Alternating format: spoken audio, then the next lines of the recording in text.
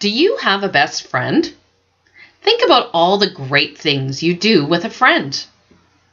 What about an enemy? Have you ever had someone that you wish would just go away? In the story Enemy Pie, one little boy discovers for the first time in his life he has an enemy, a new kid named Jeremy. If he doesn't do something, Jeremy is going to ruin his summer. Enemy Pie by Derek Munson, illustrated by Tara Callahan King. It should have been a perfect summer. My dad helped me build a treehouse in our backyard. My sister was at camp for 3 whole weeks, and I was on the best baseball team in town.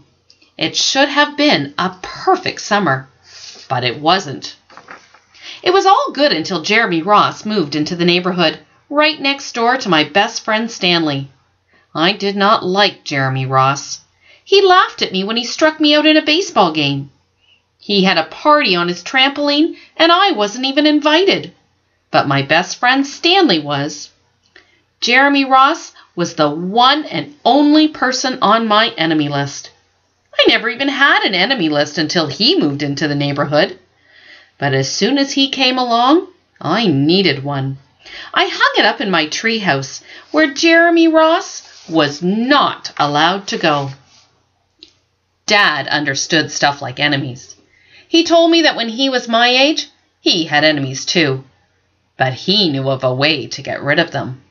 I asked him to tell me how. "Tell you how? I'll show you how," he said. He pulled a really old recipe book off the kitchen shelf.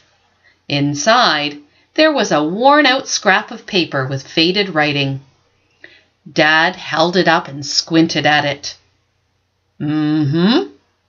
"Enemy Pie," he said, satisfied.